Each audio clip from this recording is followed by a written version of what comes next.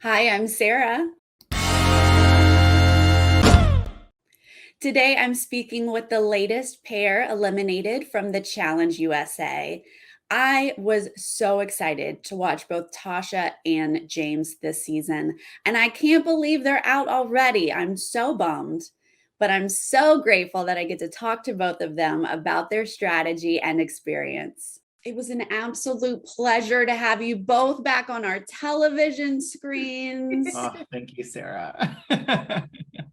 Tasha, what was your strategy going into this? Were you going to play Survivor Strong? Oh, I absolutely was going to play Survivor Strong because I knew that the survivors were competitors. So I felt like it would be smart to stick with the strong people.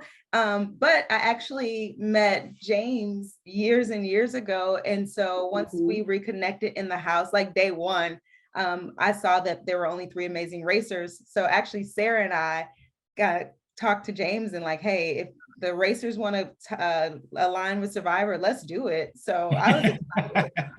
James, what was your strategy? I mean, obviously you couldn't be Survivor Strong, but Yeah, I think it was so hard. I know everyone's like, what was your plan going in? But watching the challenge and being a fan of the challenge for so long, every time the challenge is on, it's a completely different game. The format is different. It could be partnerships, it could be teams. So I didn't want to go in with this like, elaborate plan. Once I got there and I saw, hey, there's three amazing racers, I knew I had to latch onto them. And then our plan from there was, how can we infiltrate these other shows and cause some division within them?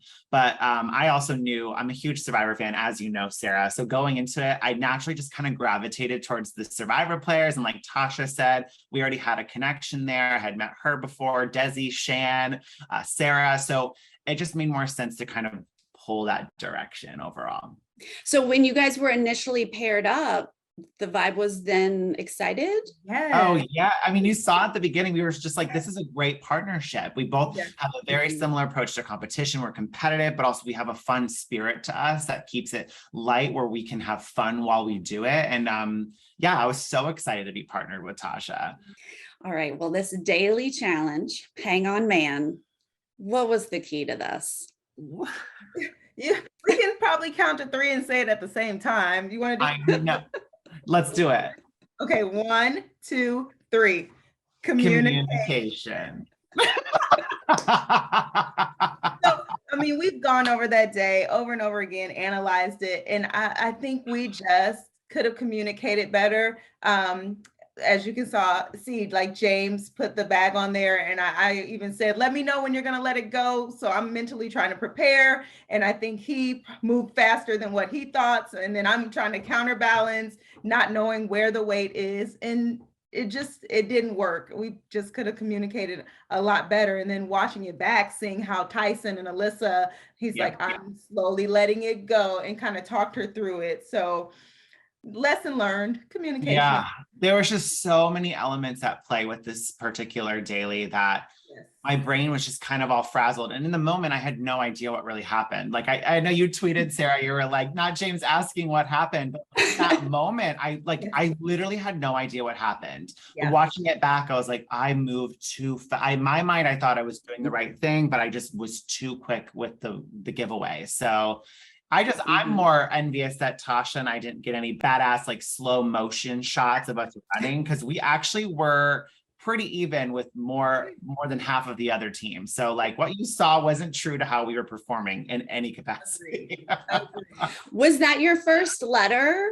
I saw you tweet that you went with an E, which is an obvious letter to go with. Yeah, I mean, I am a Wheel of Fortune fan. Ben's strategy, the RSTLNE, same thing. I mean, those are actually some of the letters I grabbed doing the daily with the buoys. I grabbed RSTNN. So I knew that was a good choice, but nope, the challenge said no E for James and Tasha, and that was it. Game over.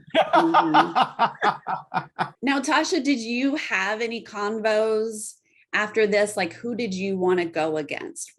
Yeah, well, we did have conversations. I think our main option was David and Sarah and Shannon, because we didn't want to eliminate any other survivors or amazing racers. So we were presented by Kylan and Angela with another option, a third option, but it just didn't pick up steam. And so we figured somebody was going home from Survivor or Amazing Race, and that just wasn't what it was, because people were sticking with their show alliances. But there was a third option that we were really trying to sell. It just didn't take off.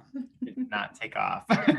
Yeah, James, who did you really want to go against? I love Shannon. She's like my challenge bestie. We started this journey together, but this is a very different game than the race. You kind of have to separate connection to the game, right? Like in reality, I will ride and die with Shannon. We were partners first round, but the game changes every round. So I had to recognize, like, if I have to go against her and David to spare Survivor and Amazing Race, that's just unfortunately the way it's got to go. So that I'm same page as Tasha. That would have been an ideal situation. I just don't think Kylan and Angela were ready to take a hit with Big Brother yet, or that soon. So was David really being protected by Kylan at this point? No, I mean, not to my knowledge. And I think Shannon really kind of hit the nail on the head in the episode when she said, "I'm worried because David lacks a lot of the relationships in this house," which I loved seeing Shannon's head in the game. God, she's so evolving and it's so fun to watch.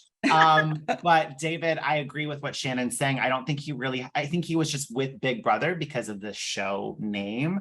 But I didn't really see him gaming as hard as the other Big Brothers or anyone from any other show, really. Yeah. And then based on what I was hearing from Melissa and Derek, it sounded like there was some little revenge going on between the Big Brothers, and they weren't as tight as they initially appeared to be. So we thought that we could just try to chip away at that crack, but it's probably a little too soon. You guys thought maybe it could be David and Shannon. That was a possibility. Yeah. It wasn't really you guys expecting to go against Leo? No, oh my gosh, no, I never, and Tasha can back me on this. Yeah. I never actively pushed for, you saw, I dropped some seeds of Giovanni and Sally in episode 1. I dropped some seeds of Tiffany and Cashel to the people in power, but you never saw me in deliberation outright saying Leo and Justine.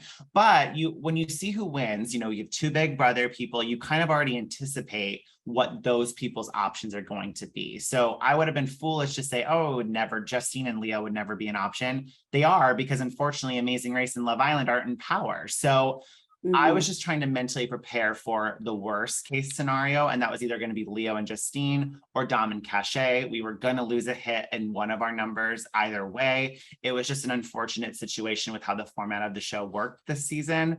But I was never like going to go against Leo. But the gamer in me did recognize, and I will own that if they did go in and we happened to win, I would be sitting pretty. I would have enough money in my challenge account to run the final. So I recognize that as well. All right, well, let's go to this elimination plug and play. I mean, I'm going to be honest. I thought you guys had it. I'm watching the water just drain out. It hits a line and then boom, all of a sudden she has a full stack. What happened? Well, I know from my perspective, I'm 5'3", and we didn't anticipate how thick the blocks would be and like how tall you needed to be. James is supermodel tall. So I wish I was in the water and James was stacking, because he could have literally just popped them up there and it would have been easy breezy. And I think too, James did a great job plugging the water, and 5 more seconds, Dom and Cash would have been out, because Dom gave no cares in regards to the water. Yeah, it was a really fun and exciting elimination to watch, even though I knew the outcome and how sad we were to have lost it, but it was still exciting to watch. And I didn't really realize like how close it was. If Cachet's tower, when she called check, if it would have fallen within that 5-second time, they would have lost, because the water was at the line. It would have been game over. So all we needed was that tower to fall. And I also, Tasha's pointed this out in a few other interviews, is that everyone wanted us to stay for the most part. They were like really trying to get Tasha and I to come back from the arena. And they were shouting too many suggestions where it kind of drowned out the voices that were more important. And that was mine and Tasha's. And so it was just too many cooks in the kitchen. And we appreciated the love and support, but it kind of backfired in a way. Yeah. Well, it is such a bummer to see you guys out already, but I thank you so much for the time today. Of course. Thank you, Sarah. Always fun to chat with you.